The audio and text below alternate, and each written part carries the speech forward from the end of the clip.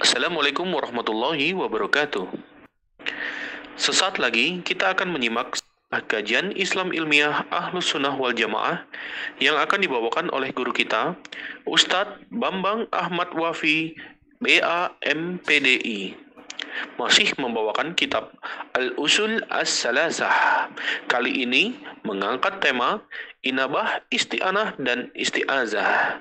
Kajian ini diselenggarakan setiap hari Rabu pukul 16.30 bertempat di Masjid At-Tauhid yang beralamat di Komplek Radio Roja Darussalam, Jalan PAK Abdurrahim nomor 326, Talang Semut, Bukit Kecil, Palembang. Mari kita simak apa yang akan beliau sampaikan. Semoga menjadi ilmu yang bermanfaat bagi kita, keluarga kita, dan kaum muslimin lainnya. Tafadhal masykura, Ustadz. Bismillahirrahmanirrahim. Assalamualaikum warahmatullahi wabarakatuh. Innal hamdalillah nahmaduhu wa nasta'inuhu wa nastaghfiruh wa na'udzu billahi min sururi anfusina wa sayyiati a'malina. May yahdihillahu fala yudhill wa may yudlil fala hadiyalah.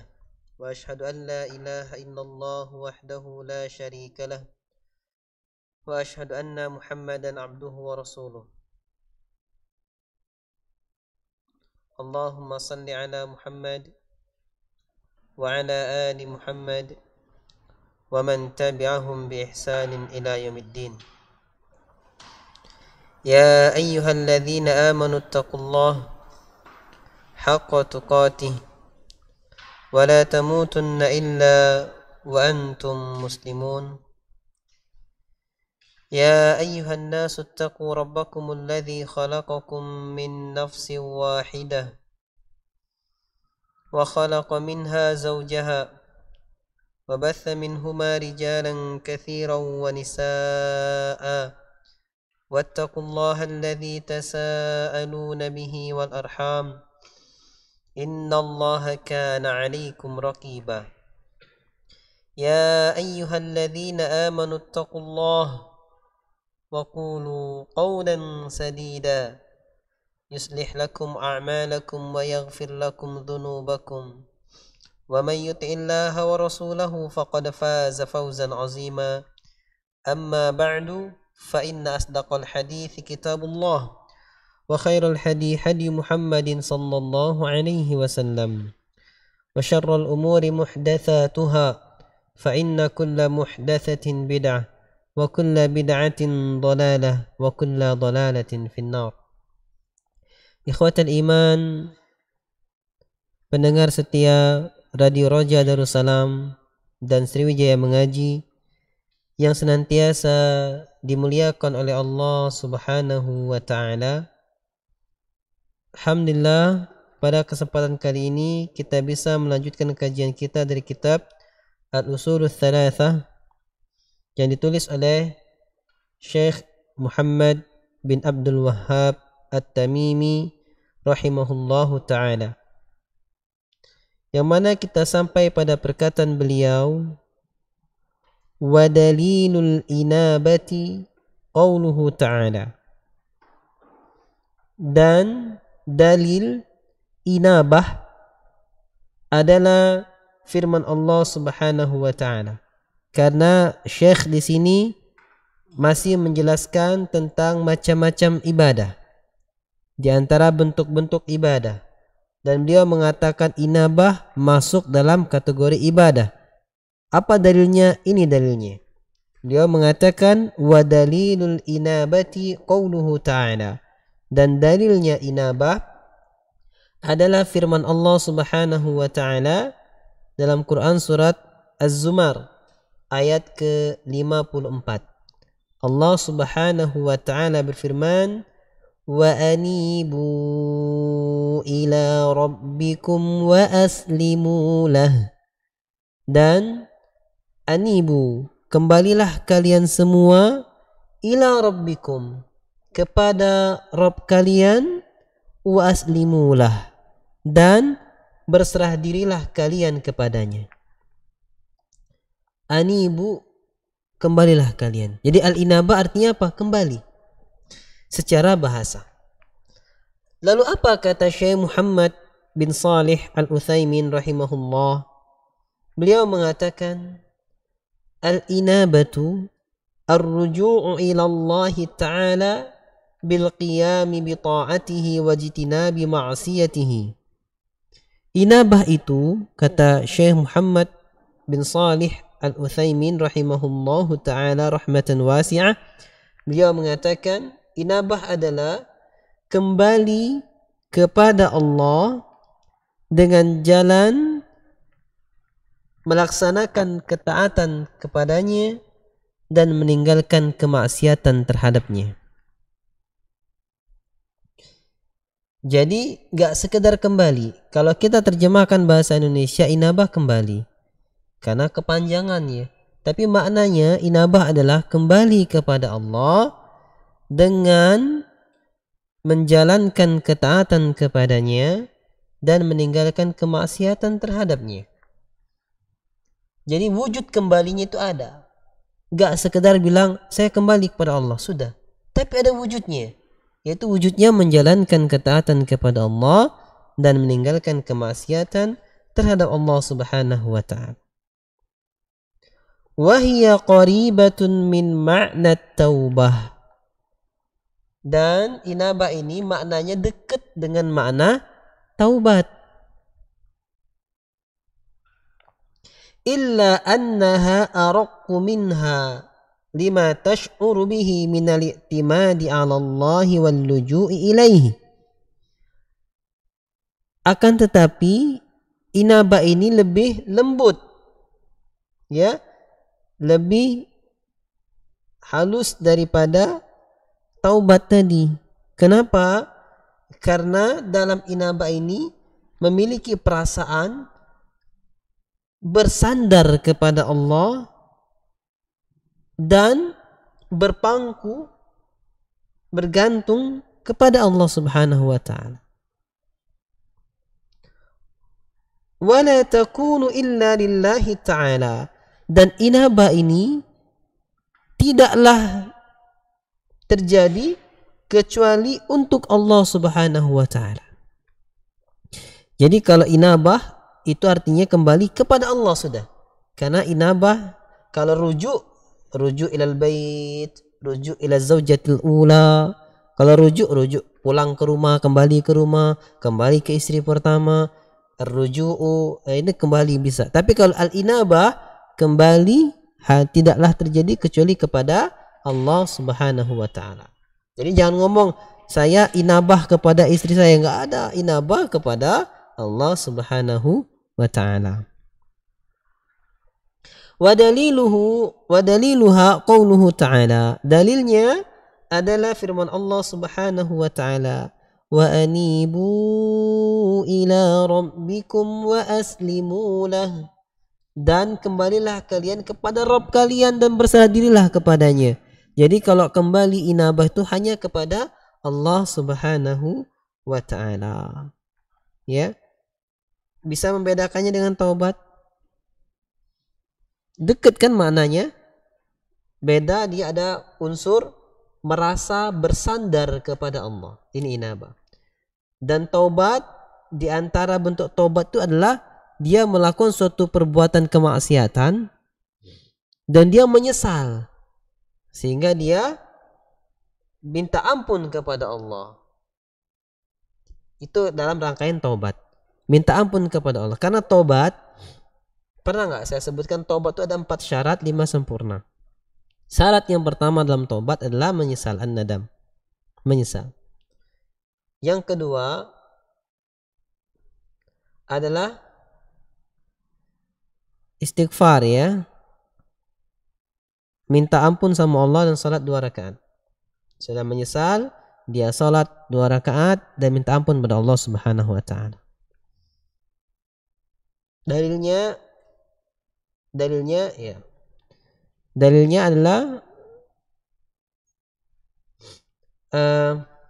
hadis Nabi sallallahu alaihi wasallam, "Ma min rajulin adnabu dzamban thumma yatawaddaa fayuhsinul wudu thumma yusalli rak'ataini wa yastaghfirullah illa ghufira lahu ma taqaddama min dzambihi," atau kama qala Nabi sallallahu alaihi wasallam. Tidaklah seorang pemuda berdosa, kemudian dia berwudu dan menyempurnakan wudunya, lalu salat 2 rakaat, kemudian minta ampun kepada Allah, melainkan diampuni dosa-dosanya. Maka rangkaian syarat yang kedua adalah dia salat dan minta ampun pada Allah Subhanahu wa taala, salat 2 rakaat.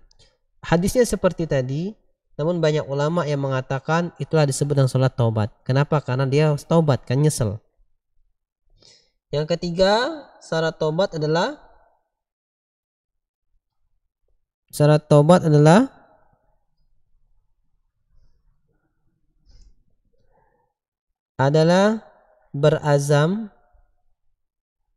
berazam untuk tidak mengulangi. Berazam, bertekad untuk tidak mengulangi kesalahan tersebut. Jadi taubat itu tergandengkan dengan kesalahan, kan? Berazam, bertekad untuk tidak mengulangi kesalahan tersebut. Dalilnya apa? Dalilnya firman Allah Subhanahu wa taala dalam surat Al-Baqarah, dalam surat Ali Imran, "Tsumma lam yusirru 'ala ma fa'alu wa hum ya'lamun." Kemudian mereka enggak berani mengulangi lagi apa kesalahan mereka sedangkan mereka mengetahui. Ini bentuk taubatnya. Jadi enggak bertekad untuk enggak mengulangi.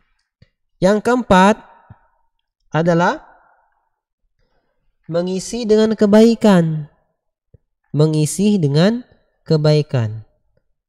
Kenapa? Karena firman Allah Subhanahu wa taala, "Innal hasanati yudhhibnas sayyi'at." Sesungguhnya kebaikan-kebaikan akan menggugurkan kesalahan-kesalahan. Sehingga kebaikan yang dikerjakan dalam rangkaian taubat tadi adalah untuk menggugurkan dosa-dosanya, syarat taubatnya. Berbeda dengan inabah tadi. Inabah memang kembali kepada ketaatan kepada Allah, kembali kepada meninggalkan maksiat terhadap Allah Subhanahu wa taala. Mungkin selama ini dia lalai, taksir, mungkin selama ini dia telah banyak perkara yang mubah tapi jarang ibadah, hingga dia tersadarkan dirinya dulu suka baca Quran, namun baca Qurannya udah jarang-jarang. Dosa enggak? Antum berani bilang dosa? Antum enggak baca Quran hari ini dosa berarti ini. Baca Quran hukumnya wajib apa sunnah? Kalau kalian mengatakan hukum baca Quran sunnah, berarti nggak baca Qurannya nggak dosa, cuma nggak dapat pahala. Tapi kalau kalian bilang baca Quran hukumnya wajib, dosa nih nggak baca Quran nih. Makanya contoh inabah, mungkin dia semulanya kuat baca Qurannya sehari 10 juz untuk murojaah hafalannya, kemudian karena kesibukan dirinya dia tidak baca Quran kecuali 1 juz sehari, bahkan tiba suatu waktu berbulan-bulan dia nggak baca Quran kecuali cuma di dalam sholatnya saja, sehingga dia mulai tersadarkan, ya Allah, aku telah banyak taksir, banyak kurang. Karena dia semula pahalanya banyak, berkurang nih pahalanya. Nggak dosa kan? Karena dia nggak membuat Quran itu terlantar. Dia pengen belajar, pengen baca, pengen merojaah, tapi waktu mengganggunya. Akhirnya dia tersadarkan, ya Allah, aku selama ini telah banyak taksir, banyak kurang. Jadi dia inabah kepada Allah, kembali kepada Allah, pupuk lagi ibadahnya, atur jadwal lagi, baca Qur'annya lagi, sholat malamnya yang dulu rajin 11 rakaat kemudian berkurang 3 rakaat, kemudian hampir tidak sholat malam lagi, balik lagi, inabah kepada Allah. Jadi inabah kembali kepada Allah dengan melakukan ketaatan dan meninggalkan kemaksiatan, itu inabah. Bedakan dengan taubat? Beda, tapi maknanya dekat memang, tapi berbeda. Taubat tuh biasa kita buat dosa, sadar, nyeselin dosa, taubat sama Allah Subhanahu wa ta'ala. Ya. Nah, yang syarat kelima dari taubat tadi, ini ada kesamaannya, sama-sama taatnya tapi beda maksudnya. Yang syarat yang kelima sempurna dari taubat adalah ketika dosanya, nah taubat berkaitan dengan dosa. Ketika dosanya berkaitan dengan hak manusia, maka minta keridhoannya. Ya, kalau dosanya tata'allaqu bihaqqi bani Adam, talaba ridhah. Ya, kalau dia dosanya berkaitan dengan haknya anak Adam, haknya manusia, maka minta keridhoannya. Ini 5 sempurna dari taubat. Beda dengan inabah kan? Nah, ini perbedaannya biar jelas. Apa sih beda antara taubah dengan al-inabah?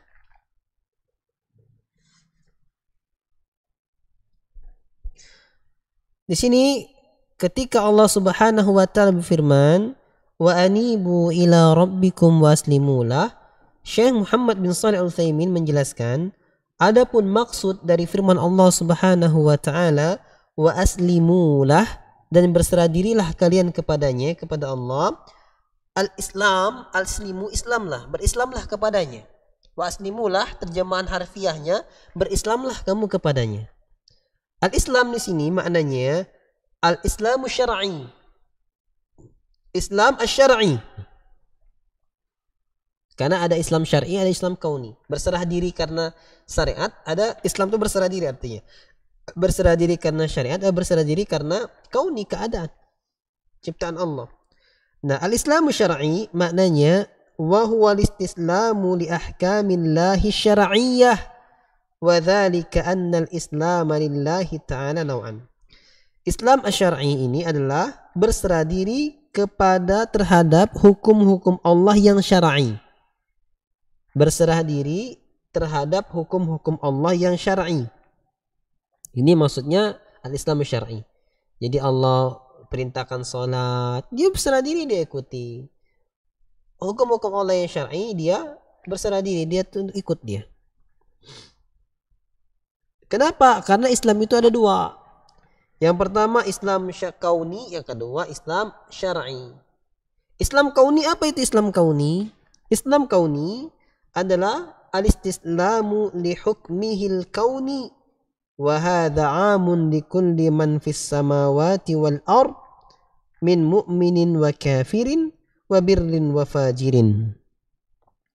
Islam kauni adalah berserah diri terhadap hukum-hukum Allah al-kauni yang ada ini, yang berupa penciptaannya. Dan ini mencakup umum baik langit maupun bumi. Mencakup umum semua yang ada di langit dan semua yang ada di bumi. Baik dia mukmin ataupun kafir. Baik dia orang yang taat ataupun pendosa. La yumkinu li ahadin an yastakbira anhu. Enggak mungkin bagi seorang pun untuk sombong darinya, untuk menolaknya. Enggak mungkin. Apa berarti contohnya? Contohnya Islam kauni berserah diri terhadap penciptaan Allah, adanya siang, adanya malam, adanya hujan, adanya panas. Sudah semua makhluk berserah diri, terima. Enggak ada yang bisa protes. Saya protes malam nanti 2 jam lagi jangan malam. Bisa nggak protes gitu? Nggak bisa. Tunduk, semua ikut. Nah, ini Islam kauni.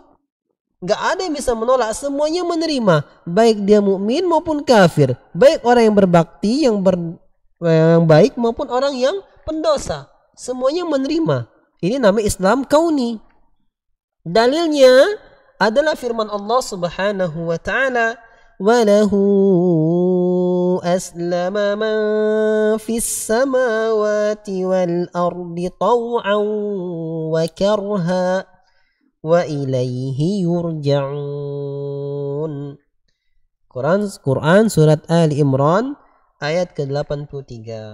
Allah Subhanahu wa taala berfirman, dan hanya kepada Allah sajalah berislam, berserah diri, menerima siapa saja yang ada di langit dan di bumi, baik dengan senang hati maupun tidak suka, terpaksa. Wa ilaihi yurja'un, dan hanya kepadanya saja, kepada Allah saja mereka akan dikembalikan. Jadi Islam kauni semuanya ya berserah diri, baik terpaksa maupun karena benar-benar ingin. Ya. Walaupun nolak gimana pun gak bisa. Lagi asik-asik main, hujan. Nah, hujannya gak bisa ditolak. Hujan di hujan. Bisa ditolak. Bisa saat ada orang tuh pawang hujan. Nah, ini diantaranya salah satu bentuk-bentuk ya tipu daya itu mah, sihir. Kemudian yang kedua adalah Islamu syar'i. Islam yang syar'i adalah al-istislamu li hukmihi syar'i wa hadha khasun biman qama bi ta'atihi minar rusuli wa itba'ihim bi ihsan. Islam syar'i adalah berserah diri terhadap hukum Allah yang syar'i. Perintah salat, zakat, puasa. Nah, makanya ini khusus bagi siapa saja yang menjalankan ketaatan kepada Allah dari para rasul maupun pengikut-pengikut mereka dengan sebaik-baiknya. Orang yang mengikuti jejak langkah rasul dengan sebaik-baiknya, ada syar'i, perintah salat dia ikut salat ya. Nah, ini Islam syar'i. Dan dalil di Al-Qur'an tentang Islam syar'i ini banyak sekali ya. Di antara salah satunya dalil yang kita baca ini ya. Anibu ila rabbikum waslimulah. Ini dalil tentang Islam syar'i. Kemudian kita masuk pada pembahasan al-isti'anah. Masuk pada pembahasan al-isti'anah. Qala Syekh Muhammad bin Abdul Wahhab At-Tamimi rahimahullahu ta'ala, wa dalilul isti'anati qawluhu ta'ala. Dan dalil isti'anah adalah firman Allah Subhanahu wa ta'ala. Isti'anah secara bahasa artinya minta tolong. Isti'anah secara bahasa artinya minta tolong. Ya, dalil minta tolong itu ibadah adalah firman Allah Subhanahu wa ta'ala, yaitu Quran surat Al-Fatihah ayat kelima. Allah Subhanahu wa ta'ala berfirman, Iyyaka na'budu wa iyyaka nasta'in. Hanya kepadamu lah ya Allah kami menyembah, dan hanya kepadamu lah ya Allah kami minta pertolongan. Berarti minta pertolongan ini adalah ibadah. Kok bisa? Karena perintah Allah. Kok bisa? Karena makna ibadah. Kembali lagi ke makna ibadah. Apa makna ibadah? Ismun jami'un likulli ma yuhibbullahu wa yardahu minal aqwali wal af'al al-zahira wal batinah. Kata Syekhul Islam Ibnu Taimiyah rahimahullah. Ibadah adalah suatu nama yang mencakup segala hal yang Allah cintai dan Allah ridhai, baik perkataan maupun perbuatan, baik yang nampak maupun tersembunyi. Sekarang ini Allah firmankan dalam Al-Quran, berarti ini yang Allah ridhai, ya, perkara yang Allah ridhai, maka ini namanya ibadah. Minta tolong itu juga ibadah. Nah, sekarang karena minta tolong ini ibadah, masih belum kuat, ada juga hadis Nabi SAW yang menguatkan. Nabi SAW bersabda dalam sebuah hadis yang diriwayatkan oleh Imam Ahmad dan Imam Tirmidzi rahimahullahu ta'ala, Idza sta'anta fasta'idz billah. Idza sta'anta fasta'in billah. Apabila kamu minta pertolongan, maka minta pertolonganlah kepada Allah. Ya, ini perintah. Kalau perintah, ya namanya ibadah. Perintah Allah dan Rasulnya adalah ibadah. Nah, Syekh Muhammad bin Shalih Al-Utsaimin mengatakan, al-isti'anatu talabul auni wa hiya anwa'. Isti'anah itu artinya minta tolong, tapi dia punya banyak macam. Ada berbagai macamnya. Yang pertama, macam minta tolong ini, macam isti'anah. Yang pertama adalah al-isti'anatu billahi, adalah minta tolong kepada Allah. Minta tolong kepada Allah. Apa maksudnya? Wahia al-isti'anatu al-mutadamminatu likamalidzulli minal abdi li rabbih. Minta tolong kepada Allah ini adalah minta tolong yang mengandung kesempurnaan tunduk, merendahkan diri dari hamba kepada Rabb-Nya. Minta tolong yang mengandung unsur kesempurnaan menghinakan diri dari hamba kepada Rabb-Nya. Jadi ini kalau kita minta tolong sama Allah, mesti ada unsur menghinakan diri kepada Allah.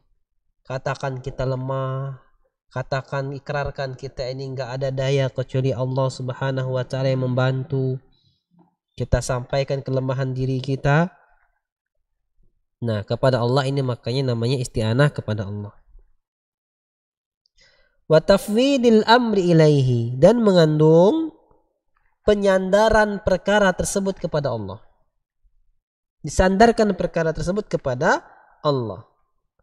Wa'tiqadi kafayatihi wa'tiqadi kafayatihi, dan meyakini kemampuan Allah Subhanahu wa taala. Dia menyandarkan urusannya kepada Allah dan dia meyakini kemampuan Allah Subhanahu wa taala. Wa hadhihi la takunu illa lillahi ta'ala, dan ini enggaklah terjadi kecuali hanya kepada Allah saja. Dalilnya adalah firman Allah Subhanahu wa taala tadi, iyyaka na'budu wa iyyaka nasta'in. Hanya kepadamu lah ya Allah kami menyembah, dan hanya kepadamu lah ya Allah kami mohon pertolongan. Timbul pertanyaan, Ustaz, iyyaka na'budu, mana kata-kata hanyanya? Kan kau terjemahkan bahasa Arab, iyyaka kamu, kepadamu na'budu kami menyembah, iyyaka kepadamu nasta'inu kami minta pertolongan. Kok antum terjemahkan hanya? Hanyanya dapat dari mana? Nambah-nambah. Enggak nambah-nambah, ikhwatal iman. Hanya itu kok bisa kita terjemahkan hanya? Pengkhususan, pembatasan, karena itulah kaidah bahasa Arab dalam ilmu balaghah. Ya. Kita mengkhususkan Allah saja karena kaidah bahasa yang mana Al-Quran diturunkan dengannya, maksudnya kaidah bahasa Arab yang Al-Quran diturunkan dengan bahasa Arab, memiliki satu kaidah di ilmu balaghah juga, anna taqdima ma haqquhu at-ta'khiru yufidul hasra wal ikhtisas. Bahwasanya mengedepankan yang haknya di belakang ini memiliki faidah pembatasan dan pengkhususan. Pembatasan dan pengkhususan. Masih nggak paham? Nih saya kasih contoh nih. Kalau susunan bahasa Arab mestinya fiil, fa'il, maf'ulun bih. Fiil fa'ilnya nyambung. Na'budu. Maf'ulun bihnya mana? Ka. Harusnya na'buduka. Kami menyembahmu. Tapi ka-nya didulukan. Ka. Na'budu. Kan mestinya na'buduka, tapi ka-nya dikedepankan. Karena ka-nya kedepankan, ujuk-ujuk ka, maka dikasih tambahan iya. Iya ini ada tambahan bahasa karena dia di depan ka. Tidak mungkin ka na'budu. Jadi iya ka na'budu. Nah, ka ini haknya di belakang, tapi diletakkan di depan. Meletakkan di depan yang haknya di belakang dalam bahasa Arab memiliki faidah al-hasra wal ikhtisas, pembatasan dan pengkhususan. Sehingga makna susunan bahasa Arab yang seperti ini memiliki makna dibatasi dan dikhususkan hanya kepadamu ya Allah na'budu kami nyembah. Kepanjangan kan? Makanya hanya kepadamu kami menyembah. Hanya kepadamu kami minta pertolongan. Itu. Kok bisa sedetail itu, Ustaz? Inilah bedanya kenapa Imam Syafi'i mengatakan idza aradta an ta'rifa miqdara ilmi ahadin falyanzur ila lughatihi al-arabiyyah. Kalau kamu hendak melihat kemampuan keilmuan seseorang, lihatlah kemampuan bahasa Arabnya. Kenapa? Karena Quran nuzilat bil Al-Quran, ayatul Qur'aniyah nuzilat bil lughati arabiyyah. Ayat-ayat Al-Quran turunkan dengan bahasa Arab. Wa ahaditsun nabawiyyah wuridat bil lughati arabiyyah. Hadis-hadis Nabi SAW pun datang dengan bahasa Arab. Ya. Dan banyak kitab-kitab ulama pun berbahasa Arab. Jadi kalau kita niatnya belajar bahasa Arab, niatnya untuk bisa memahami agama, jadi ibadah, jadi jihad ya Allah Subhanahu wa ta'ala. Nah, karena ayat ini, lihatlah bagaimana orang yang memiliki kemampuan bahasa mentadaburi ayat. Karena ayat ini susunannya memiliki makna hasr, pembatasan, pengkhususan, ibadah dan minta tolong itu hanya untuk Allah, maka sarfu hadzal nau'i li ghairillahi ta'ala syirkan mukhrijan 'anil millah. Yakunu sarfu hadza an-nau'i li ghairillah syirkan mukhrijan 'anil millah. Dari ini kalau kita memalingkan jenis ini, nyembah dan minta tolong kepada selain Allah, maka jadi hukumnya syirik dan mengeluarkan pelakunya dari keislaman. Kenapa? Karena Allah dah batasi hanya kepada Allah. Tiba-tiba dia nyembah Allah, nyembah juga selain Allah. Tiba-tiba dia minta tolong sama Allah, minta tolong juga kepada selain Allah. Berarti dia menghilangkan kekhususan, menghilangkan pembatasan. Dia buka kepada kesempatan untuk yang lainnya. Maka jatuhlah dia kepada kesyirikan dan mengeluarkan dari keislaman. Ya? Ini. Kemudian jenis yang kedua dari al-isti'anah adalah al-isti'anatu bil makhluqi ala amrin yaqdiru alaihi. Minta tolong kepada makhluk atas perkara yang dia mampu. Minta tolong kepada makhluk atas perkara yang dia mampu. Fahadhihi ala hasabil musta'ani alaihi. Maka kondisi ini hukumnya tergantung keadaan orang yang diminta tolong. Fa in kanat ala birrin fahiya, maka ini tergantung keadaan apa yang diminta tolong, ya, bukan orangnya. Maka ketika kita minta tolong kepada seseorang, kepada makhluk yang dia mampu menolong, maka hukumnya dilihat dengan sesuatu apa kita minta tolong. Apa yang kita minta tolongi. Fa in kanat ala birrin fahiya jaizatun lil musta'ini masyru'atun lil mu'ini. Kalau perkara yang kita minta tolong ini, perkara itu perkara kebaikan, maka dia boleh hukumnya menolong bagi yang minta tolong boleh. Kalau dia kebaikan, dia boleh minta tolong kepada orang terhadap perkara kebaikan. Hukumnya bagi yang minta tolong ini boleh. Bagi yang menolong, hukumnya disyariatkan. Kalau kebaikan, orang mau pergi ke masjid, kebaikan kan? Tapi nggak bisa berangkat karena jauh, butuh kendaraan. Lalu dia minta tolong boncengnya aku ke masjid misalnya. Orang yang minta tolong ini hukumnya apa? Boleh aja dia minta tolong, mubah. Tapi kalau dia nggak minta tolong nggak apa-apa, yang penting sampai. Nah, ketika dia minta tolong kebaikan ini, yang nolong disyariatkan untuk menolong. Kenapa? Karena tujuannya baik. Dalilnya apa, Ustaz? Kalau Anda nggak mau nolong gimana? Ya berarti nggak melaksanakan kebaikan tersebut karena disyariatkan untuk membantu. Diperintahkan, ditekankan untuk membantu karena ini kebaikan. Dalilnya apa? Dalilnya firman Allah Subhanahu wa taala dalam Quran surat Al-Maidah ayat yang kedua. Allah Subhanahu wa taala berfirman, "Wa ta'awanu 'alal birri wat taqwa." Dan tolong-menolonglah kalian dalam kebaikan dan ketakwaan. Ini orang minta tolong dalam kebaikan, ini orang minta tolong dalam ketakwaan. Maka Allah perintahkan ta'awanu, saling tolong menolonglah. Berarti mesti kita tolong. Kalau kita pakai usul fiqh, pakai usul nas-nas yang berisi perintah, al-amr yufidul wujub, memiliki faedah wajib. Hatta ja'ad dalil ala mustahabbihi, atau ala sampai datang dalil yang memalingkannya menjadi sunnah.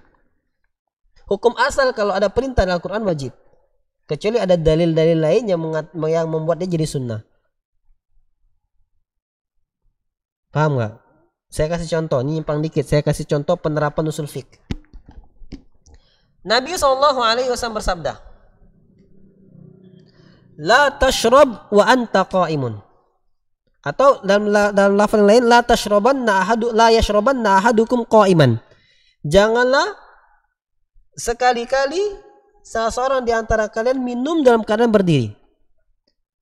Berarti ini larangan. Kalau usul fikih mengatakan an-nahyu yufidut tahrim, ada larangan memiliki faedah pengharaman. Berarti kalau kita memahami nas ini, hukum minum sambil berdiri adalah haram. Hatta ya'tiyad dalil ala ibahati. Sampai ada dalil yang membolehkannya, memalingkan hukumnya dari haram menjadi makruh atau likarahatihi. Sampai ada dalil yang merubah hukumnya. Sekarang dalil ini larangan minum berdiri berarti hukumnya haram. Ternyata kita dapat dalil bahwasanya Nabi SAW pernah minum sambil berdiri. Pernah minum susu di waktu perang, dikasih sahabat minum sambil berdiri. Ya, maka ini menjelaskan bahwasanya berarti minum sambil berdiri tidak haram, tapi dimakruhkan karena keumuman lafal hadis Nabi SAW. Ini maksudnya. Jadi kalau kita nggak tahu dalil lainnya, maka kita berpegang pada ilmu usul. Ini dilarang, berarti haram. Sudah, kita pegang diri kita haram, nggak boleh. Suatu saat kita belajar dapat dalil yang berselisih. Oh, berarti ini nggak haram, cuma makruh, gitu kan? Ini maksudnya. Ketika memahami agama. Sama, nggak boleh kencing berdiri, berarti hukumnya haram. Tapi ternyata pernah ada cerita sahabat melihat Nabi SAW kencing berdiri di tempat pembuangan sampah orang-orang Yahudi. Nah, berarti di situ kencing berdiri boleh ketika darurat yang tidak memungkinkan duduk karena bisa pakaian kita kena najis. Kan intinya duduk biar nggak kena najis. Kalau berdiri kalau duduk malah kena najis, maka berdiri. Karena kondisi seperti itu. Hukum dasarnya nggak boleh. Ini diantara menerapkan usul fikihnya. Kemudian di sini, kalau ternyata, balik lagi ke tema, kalau ternyata perkara yang diminta tolong tadi adalah dosa, perkara dosa, tolong antarkan saya ke diskotik misalnya. Tolong antarkan saya beli minuman keras. Ini kan perkara dosa. Maka haram hukumnya bagi orang yang minta tolong. Nah, dia minta tolong orang antar dia ke diskotik, haram nih hukumnya. Dan haram juga bagi yang dimintai tolong untuk menolong.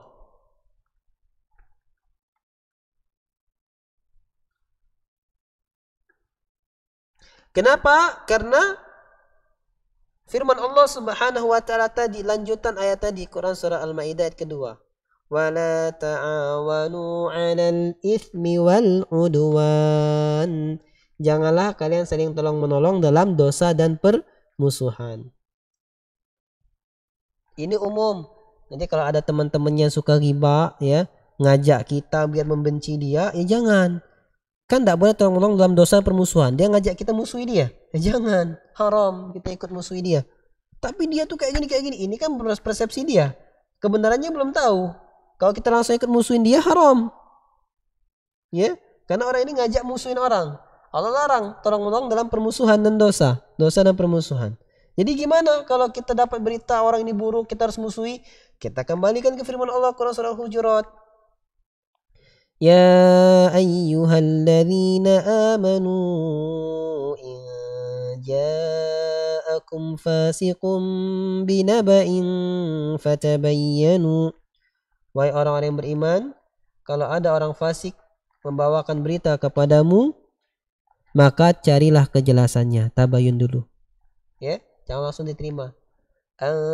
Tusibu qauman bijahalatin fatusbihu ala ma fa'altum nadimin. Kalau enggak, kamu akan menghukumi suatu kaum dengan kebodohan dan kamu akan menyesal akan perbuatanmu. Banyak di antara kita dapat info-info gini, akhirnya kita benci orang itu juga, kita nggak mau muamalah sama dia, ternyata kedepannya orang ini orang baik, ya, nyesel udah.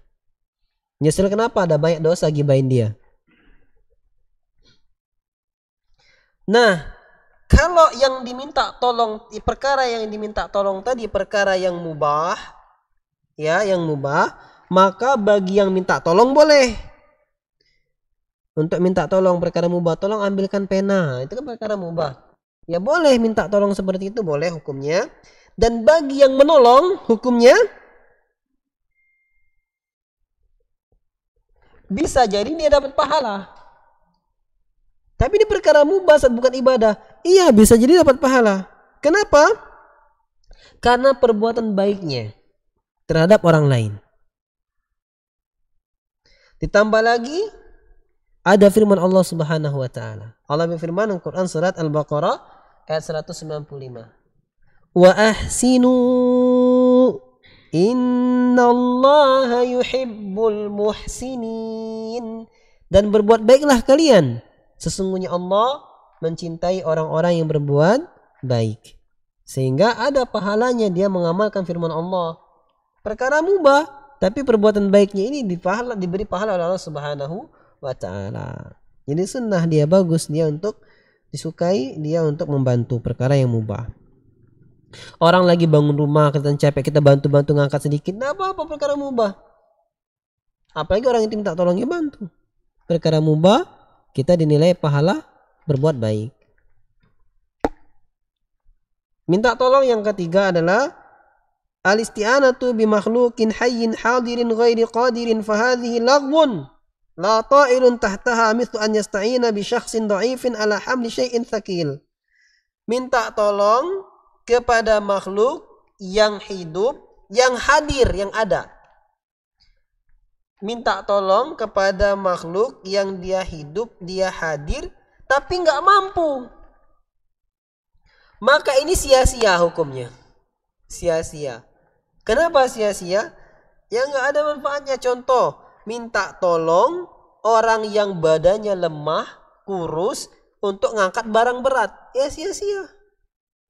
Kalaupun dia mau nolong juga nggak manfaat. Nggak bisa. Nah ini perkara yang sia-sia. Jadi ada minta tolong yang sia-sia. Yang keempat, al-isti'anatu bil amwati mutlaqan aw bil ahya'i ala amrin ghaibin la yaqdiruna ala mubasyaratihi. Minta tolong kepada orang-orang yang telah mati secara mutlak. Atau minta tolong kepada orang yang masih hidup atas perkara gaib yang di mereka nggak mampu melakukannya secara langsung. Contoh, orang yang meninggal, wahai Kiai Fulan yang ada kuburan ini misalnya, berkailah, bantulah saya mendapat usaha saya biar dapat rezeki yang lancar gitu misalnya ya. Ini minta sama yang mati secara mutlak. Ya. Atau minta kepada orang yang masih hidup tapi dia gaib, nggak hadir. Ini punya teman atau punya gurunya yang sedang haji misalnya atau umroh. Dia di Indonesia. Lalu dia ngomong dalam doanya, wahai guruku, aku tahu engkau sedang umroh di hadapan Masjidil Haram, maka bantulah doa saya biar bisa rezekinya lancar misalnya kayak gitu. Ini guru nggak tahu. Gurunya kan nggak tahu. Beda kalau by phone. Kalau by phone jelas berarti hadir. Kalau by phone itu namanya hadir. Karena kenapa ngomong langsung? Ini kan nggak ngomong langsung, perkara gaib. Nah, yang semikian fahada syirkun. Nah, yang minta tolong seperti ini hukumnya syirik. Di annahu la yaqa'u illa min syakhsin ya'taqidu anna lihaula'i tasarrufan khafiyan fil kaun. Karena permintaan tolong seperti ini nggak bakal terjadi kecuali dari orang yang meyakini bahwa saya itu mayit-mayit atau tuh orang gurunya yang jauh tadi, yang gaib tadi, memiliki kemampuan perkara gaib, memiliki kemampuan tahu hal-hal yang gaib. Nah ini syirik. Kenapa? Karena Allah berfirman, la ya'lamul ghaiba illa Allah, illallah. Nggak ada yang tahu perkara gaib kecuali Allah. Maka kalau ada yang mengaku meyakini ada yang tahu perkara gaib selain Allah, berarti dia telah menyekutukan Allah Subhanahu wa taala. Syirik jadinya. Kemudian minta tolong yang kelima, al-isti'anatu bil a'mali wal ahwalil mahbubati ila Allah taala. Minta tolong terhadap amalan-amalan atau pekerjaan-pekerjaan atau keadaan-keadaan yang dicintai oleh Allah. minta tolong dengan pekerjaan-pekerjaan atau dengan amalan-amalan dan keadaan-keadaan yang dicintai oleh Allah Subhanahu wa taala. Maka ini hukumnya disyariatkan. Contohnya apa? Contohnya, dia dengan sholat ini, ya Allah, dengan sholat ini yang aku kerjakan ini, ya Allah, aku mohon pertolonganmu. A'inni ala dzikrika wa syukrika wa husni ibadatik. Tolonglah hamba untuk bisa ibadah kepadamu, mengingatmu, dan memperbaguskan muamalah, memperbaguskan doa kepadamu, memperbaguskan ibadah kepadamu. Itu, ya Allah, dengan sholatku ini aku mohon, ya Allah, mudahkanlah aku menuju jalan keluar permasalahanku. Karena engkau telah berfirman, wa may yattaqillaha yaj'al lahu makhraja, misalnya. Karena engkau telah berfirman, barang siapa bertakwa kepada Allah, Allah akan berikan jalan keluar. Dia minta tolong dengan amalan-amalan atau keadaan yang Allah cintai. Ini boleh. Dalilnya apa? Dalilnya adalah sesuai dengan perintah Allah Subhanahu wa taala dalam Al-Qur'an, yang insyaallah sering kita baca. Itu surat Al-Baqarah ayat ke-153. Allah Subhanahu wa taala berfirman, "Ista'inu bis-sabri was-salah." Ya, minta tolonglah kalian dengan sabar dan salat. Sehingga perbuatan kita salat, kita bisa minta tolong dengan keadaan kita yang sedang bersabar, bisa minta tolong dengannya. Dapat musibah kita bersabar, lalu kita minta tolong dengan sabar ini, ya Allah, inna lillahi wa inna ilaihi raji'un, Allahumma ajurni fi musibati wa akhluf li khairan minha. Itu disunahkan. Istirja kepada Allah, kemudian ya Allah, berilah pahala dari musibahku dan gantikanlah kepadaku apa yang lebih baik dari musibah tersebut. Ini minta tolong dengan keadaan yang Allah sukai, yang Allah cintai. Minta tolong yang perbuat. Ini syariat, disyariatkan. Nanti kalau kita ceritakan kisah orang yang terjebak di goa juga bertawasul dengan amal solehnya, ini juga masuk dalil-dalil yang seperti itu.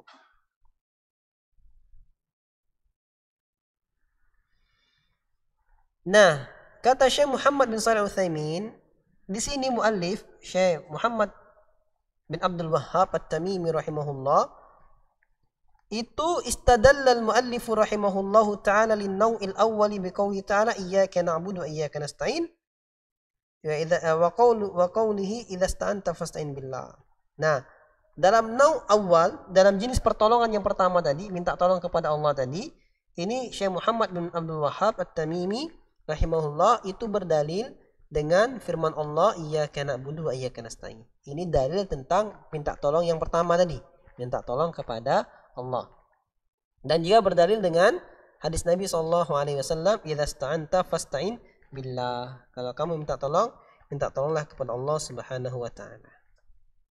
Selesai permasalahan minta tolong.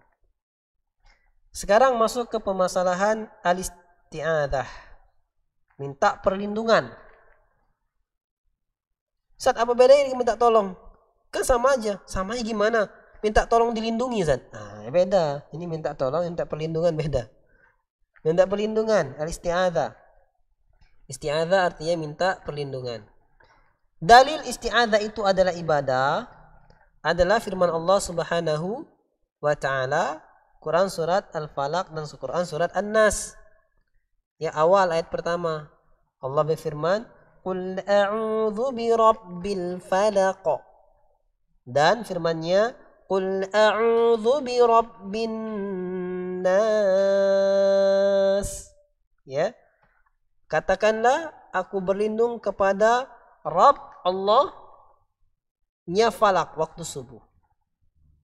Kalau terjemahnya Rabb yang menguasai subuh. Karena mana Rabb itu yang menguasai, yang menciptakan, yang menghidupkan, yang mematikan, yang mengurusi, kan mana Rabb.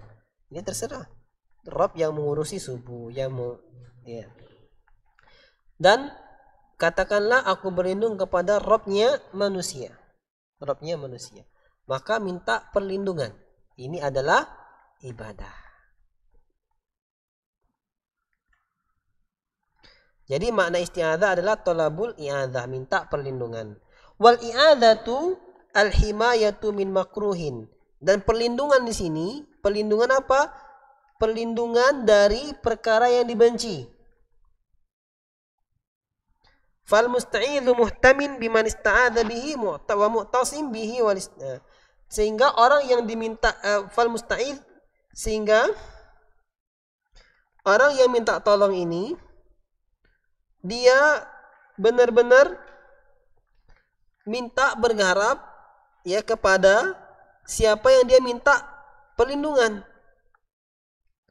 dan dia minta penjagaan darinya, benar-benar minta penjagaannya. Karena itu minta perlindungan. Sehingga al-isti'adzah itu dibagi berapa macam. Isti'adzah, minta perlindungan ada berapa macam. Yang pertama, al-isti'adzatu billahi ta'ala, minta perlindungan kepada Allah. Ya. Ini wahiyal mutadamminatu likamalil iftiqari ilaihi wal i'tisami bihi wa i'tiqadi kafayatihi wa tamami himayatihi min kulli syai'in hadin aw mustaqbil. Minta perlindungan kepada Allah ini mengandung kesempurnaan wujud kita butuh kepada Allah. Benar-benar kita berpegang kepada Allah. Benar-benar meyakini kemampuan Allah dan kesempurnaan perlindungan Allah dari segala sesuatu yang sedang terjadi atau yang akan datang. Ini isti'adzah. Sesuatu yang hadir, yang terjadi, sedang terjadi atau yang akan datang. Saghirun aw kabir, baik perkara ini besar maupun kecil-kecil maupun besar. Bushrun aw ghair bushrin, baik secara langsung maupun enggak langsung. Baik perlindungan ini langsung dibutuhkan maupun yang agak, ya karena yang sekarang ataupun yang nanti. Dalilnya adalah firman Allah Subhanahu wa taala, "Qul a'udzu birabbil falaq min syarri ma khalaq." Aku berlindung kepada Rabb-Nya yang menguasai subuh dari segala macam makhluk ciptaannya. Baik ini keburukan ini sedang akan ditimpakan oleh orang makhluk buruk itu atau nanti. Kita berlindung kepada Allah Subhanahu wa taala. Dan seterusnya sampai akhir suratnya. Min syarri waswas min syarri ma khalaq wa min syarri ghasikin idza waqab, dan dari keburukan malam apabila gelap gulita, wa min syarrin naffatsati fil 'uqad, dan dari keburukan wanita-wanita penyihir yang meniup kepada buhul-buhul.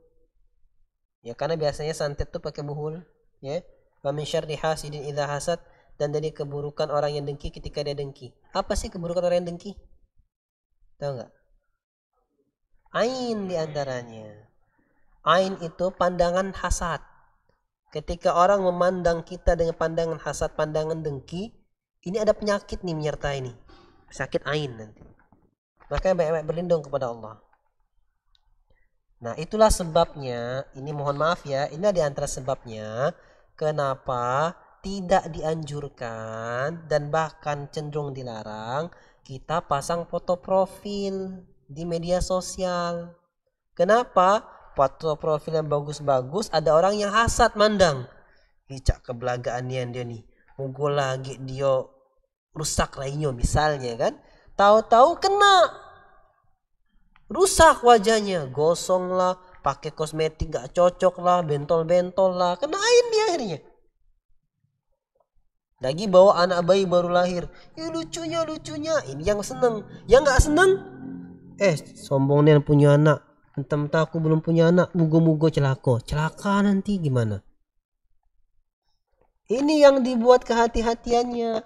Bukan langsung, Ustadz ini ngelarang foto profil dia kan jelek, foto akun bagus. Nah, bukan gitu maksudnya. Bukan ustadznya karena jelek jadi yang bagus nggak suka, bukan, tapi melindungi. Nah, kita kan berlindung kepada Allah, makanya di situ. Nanti kalau udah kena ya banyak-banyak doa minta perlindungan, ruqyah dirinya sendiri biar terbebas dari ain. Makanya ucapkan masya Allah tabarakallah kalau melihat sesuatu yang menakjubkan, yang indah-indah, biar nggak kena ain.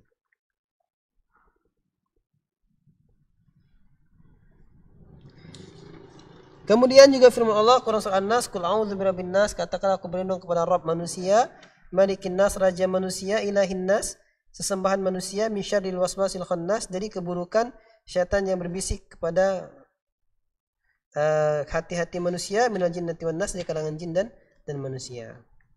Yang kedua, minta tolong yang kedua adalah al-isti'adzatu bi sifatin min sifatihi ka kalamihi wa 'azamatihi wa 'izzatihi wa nahwi dzalik.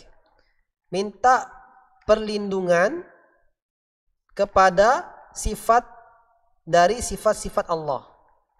Minta perlindungan kepada sifat dari sifat-sifat Allah. Seperti sifat Allah apa? Kalam, berbicara. Allah kan berbicara, kalam. Al-Quran kan kalamullah, perkataan Allah. Wa azamatihi, minta perlindungan kepada keagungan Allah. Wa izzatihi, kemuliaan Allah, dan semisalnya. Maka ini boleh. Dalilnya adalah firman Allah, dalilnya adalah sabda Nabi SAW. Dan Nabi mengajarkan kita doanya. Apa kata Nabi SAW dalam sebuah hadis yang diriwayatkan oleh Imam Muslim dalam kitab Az-Dzikr wa Du'a, ya, bab fi ta'awudzi min su'il qada'i wa darki syaqa'i wa ghairihi. Nabi bersabda, a'udzu bi kalimatillahi tammati min syarri ma khalaq. Aku berlindung bi kalimatillah, dengan kalimat-kalimat Allah at-tammah, yang sempurna, min syarri ma khalaq, dari keburukan apa yang dia ciptakan. Ya, ini berlindung dengan kalimat-kalimat Allah. Boleh. Dan juga sabda Nabi SAW, a'udzu bi'azamatika an uqtala min tahti, ya. Aku berlindung dengan keagunganmu ya Allah untuk digelincirkan dari bawahku. Dan juga sabda Nabi SAW, doa orang yang sakit, a'udzu bi'izzatillahi wa qudratihi min syarri ma ajidu wa uhadhiru. Aku berlindung dengan kemuliaan Allah dan kekuasaan Allah dari keburukan apa yang aku dapat dan aku jauhi. Ya, berlindung dengan sifat-sifat Allah Subhanahu wa taala. Boleh. Dan juga ada sabda Nabi SAW, a'udzu biridhaka min sakhatik. Aku berlindung dengan keridhaanmu ya Allah dari kemurkaanmu. Nah, ini diantara dalil bolehnya. Dan juga sabda Nabi SAW ketika turun ayat Allah Subhanahu wa taala, kul huwal qadiru ala an yab'atsa 'alaikum 'adzaban min fawqikum.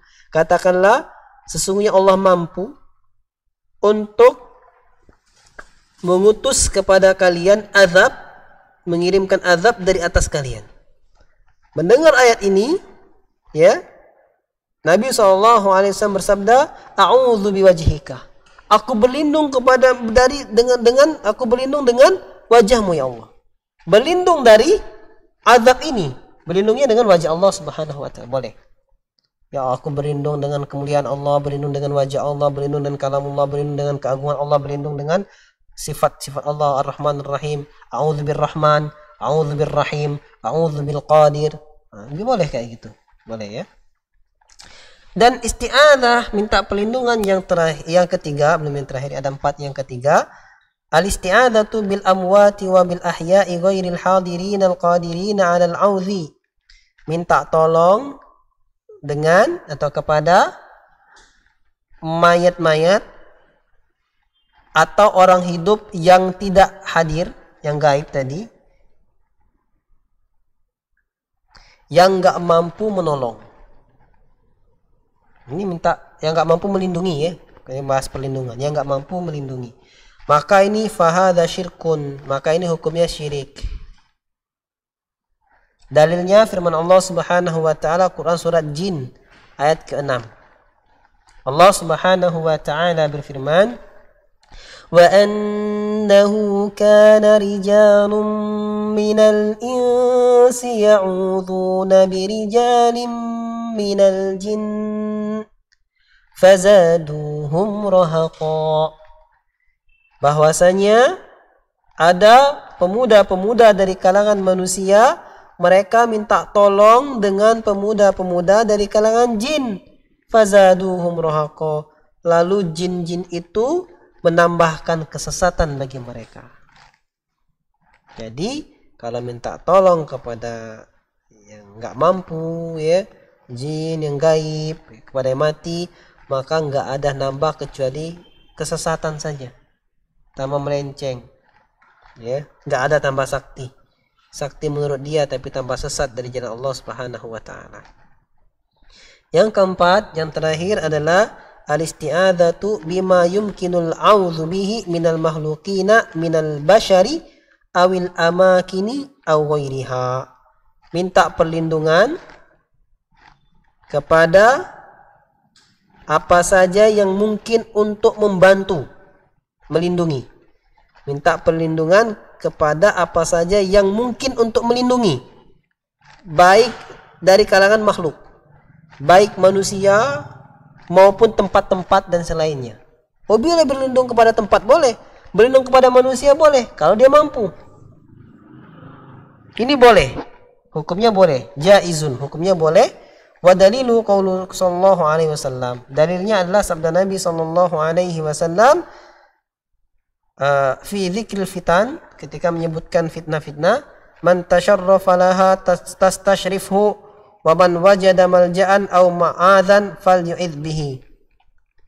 Siapa saja yang bisa mulia dengannya maka dia mulia dengannya. Barang siapa yang mendapatkan tempat bernaung, tempat berlindung, maka hendaknya dia berlindung dengannya. Jadi berlindung nggak apa-apa. Kita misalnya kehujanan, kita dapatkan yang minta perlindungan dengan payung, boleh, karena payung ini benda bisa melindungi. Nah, kayak gitu. Kita kedinginan, berlindung di rumah kita, masuk rumah, boleh, karena ini mampu, benda mampu, orang mampu misalnya melindungi kita, ya, ini nggak apa-apa, boleh.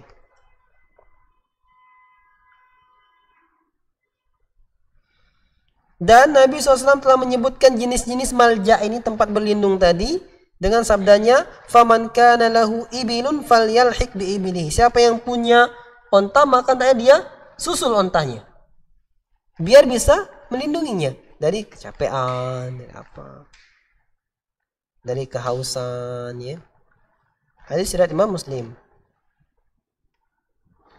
Wa fi sahihi aidan an Jabir radhiyallahu anhu anna imra'atan min Bani Makhzum saraqat fa'ata biha an-nabiy sallallahu alaihi wasallam fa'adat bi Ummi Salamah. Pernah ada kisah juga dari sahih Muslim bahwasanya Jabir radhiyallahu anhu pernah menceritakan seorang wanita dari keturunan Bani Makhzum yang pernah mencuri. Lalu didatangkan wanita ini ke menghadap Nabi sallallahu alaihi wasallam. Ini bakal dipotong nih tangannya. Fa'adat bi Ummi Salamah. Nah, wanita ini akhirnya minta perlindungan, berlindung dengan Ummi Salamah, berlindung dengan istrinya Nabi. Ya, Ummi Salamah istrinya Nabi SAW. Jadi boleh berlindung kepada orang yang mampu menolong. Nah, berarti Nabi nggak menyerahkan hukum Islam, potong tangan.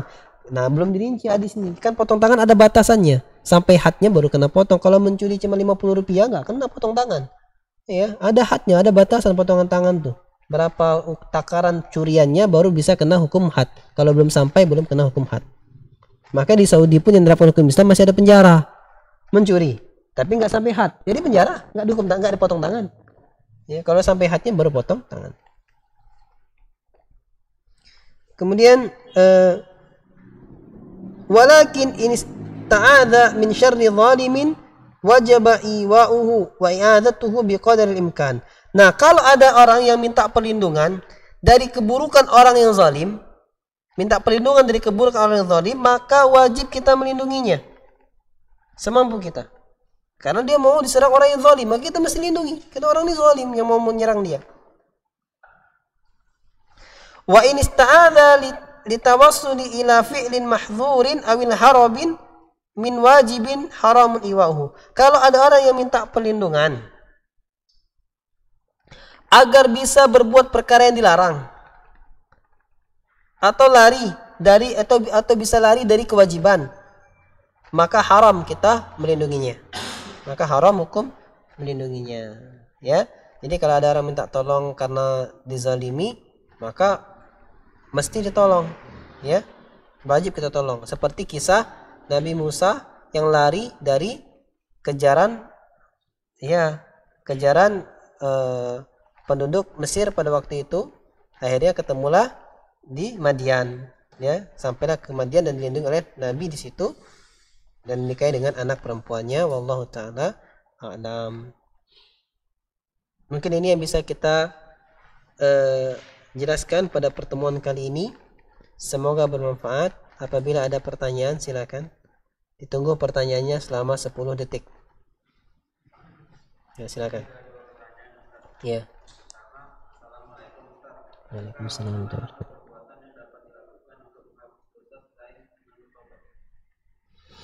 Ya, yang kedua.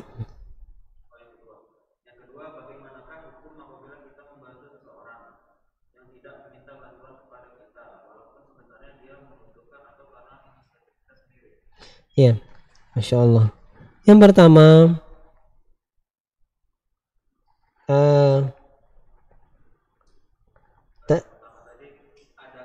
amalan yang bisa menghapuskan dosa selain taubat. Maka adakah amalan itu? Ada. Apa aja? Banyak. Apa aja? Semua kebaikan. Semua kebaikan. Karena Allah telah jelas berfirman, Innal hasanati yudhhibna sayyiat. Sesungguhnya kebaikan-kebaikan akan menggugurkan kesalahan-kesalahan. Jadi segala macam kebaikan, ketaatan itu bisa menggugurkan kesalahan-kesalahan. Yang lebih dirinci lagi apa? Sedekah. Sedekah juga dirinci karena Nabi mengatakan, Inna sadaqah tudfi'ul khati'ata kama yudfi'ul ma'un nara. Sesungguhnya sedekah memadamkan kesalahan-kesalahan sebagaimana air memadamkan api. Nah, maka semua kebaikan dan ketaatan itu bisa menggugurkan kesalahan. Dan lebih spesifik, yang lebih ada hadis yang spesifiknya adalah diantaranya sedekah yang sangat dijelaskan oleh Nabi SAW. Intinya apapun kebaikan itu bisa menggugurkan semua kesalahan. Ini sudah jelas. Makanya syarat yang keempat dari taubat tadi adalah mengisi dengan kebaikan. Ya, taubat iya menggugurkan dosa.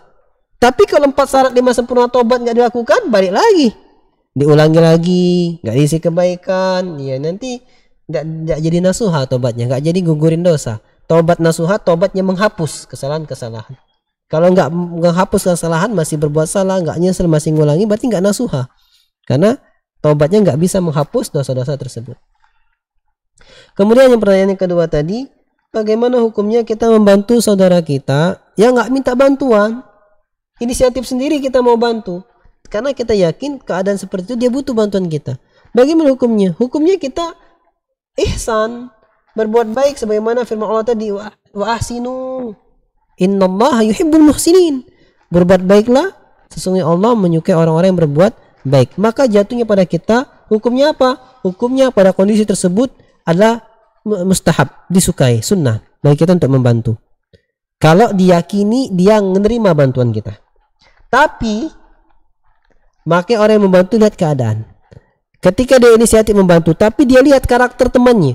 Karakter teman saya ini kalau saya bantu malah dia marah. Ya sudah, nggak usah dibantu sampai dia minta bantuan. Tapi kalau kita lihat karakter teman kita ini orangnya enak, easy going, ya, mudah, terus cuma malu aja minta bantuan, kita bantu dan dia akan menyambut dengan senang hati, maka ini bagus.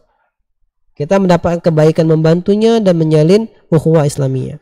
Karena betapa banyak terkadang kita ingin berbuat baik tapi orang merasa tersinggung. Makanya nggak heran kalau ulama mengatakan kam min muridin lil khairi lam yanalhu. Betapa banyak orang yang menginginkan kebaikan tapi nggak bisa mendapatkan kebaikan. Ingin dapatkan kebaikan bantu orang tapi malah dapat keburukan, jadi musuhan, dimarahin macam. Nah, ini juga harus dilihat keadaan yang dibantu. Ya, secara hukum asal bagus, disukai perkara tersebut, tapi juga harus kita memperhatikan keadaan orang yang mau kita bantu. Wallahu ta'ala a'lam. Cukup.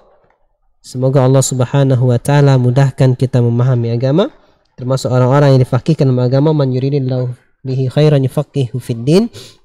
As'alullah al-azim rabbal arshil azim an yuwaffiqana ila siratihil mustaqim wa an yaj'alana min ibadihil muttaqin dhawi akhlaqil mahbubin.